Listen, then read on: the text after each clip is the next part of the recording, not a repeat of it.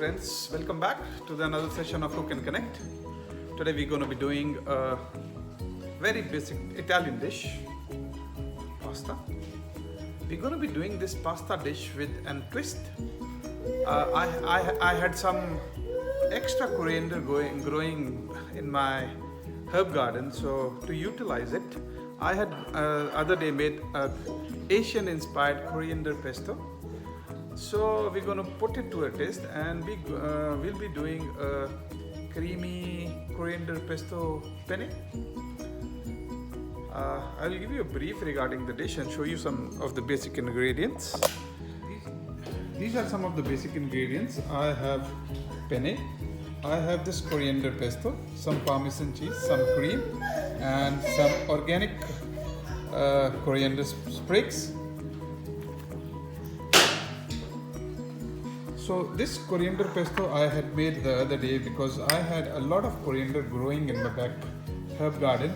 So what I had done, I had blanched some coriander leaves along with the stems, used some garlic and some cheese to it, and some olive oil, and blended up in my food processor to a chunky consistency.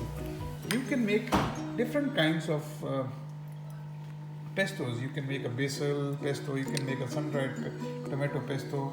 This is an Asian inspired coriander pesto. It have coriander, ginger garlic, some cheese, olive oil, and some lemon juice, so that I can retain this green color for a longer period of time.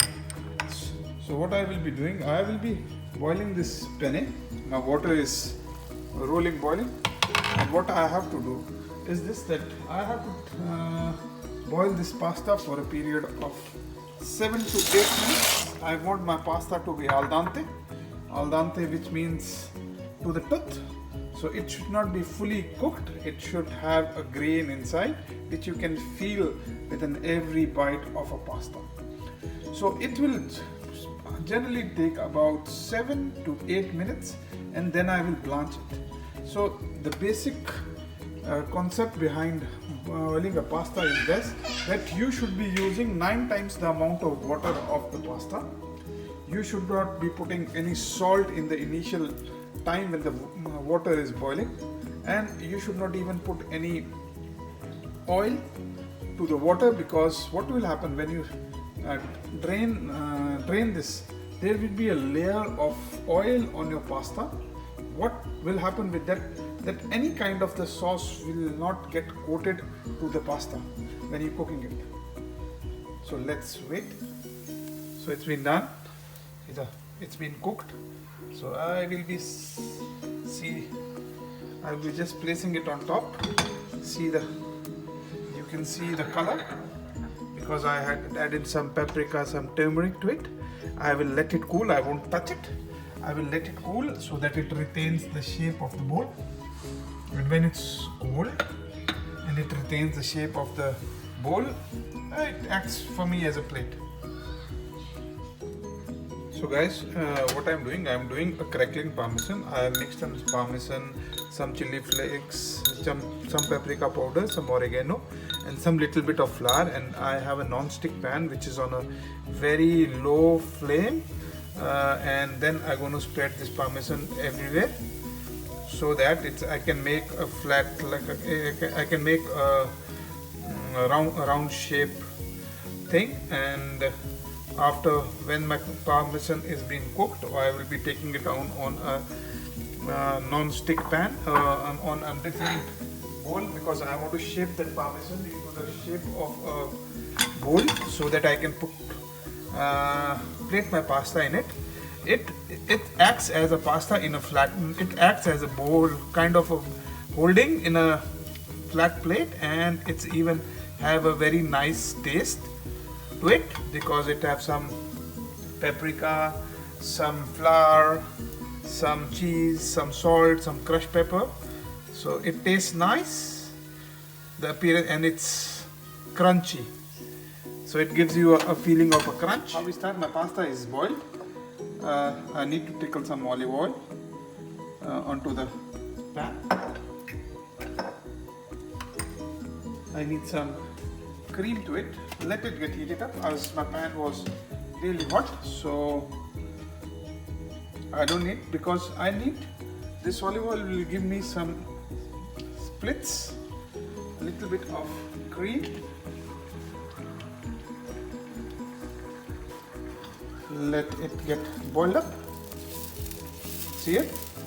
The fun of putting cream and olive oil mix was, you can see this splits. Some coriander pesto.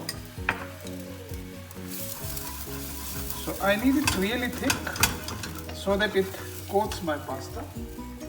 Some salt as per the seasonings.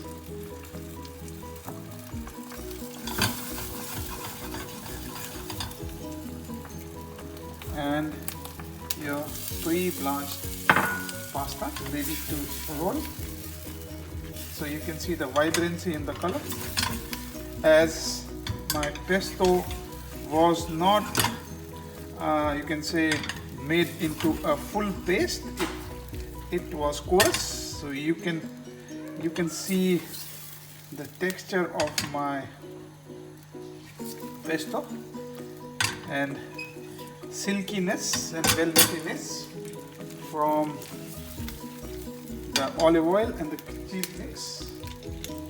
Some Parmesan cheese for taste.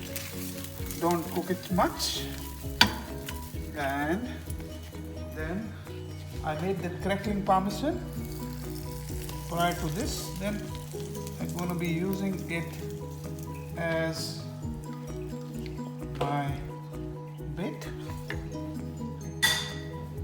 Some sprigs of fresh coriander on top, and some in the plate, some cheese to it, and here's the dish, which is called creamy coriander pesto with Parmesan crackling.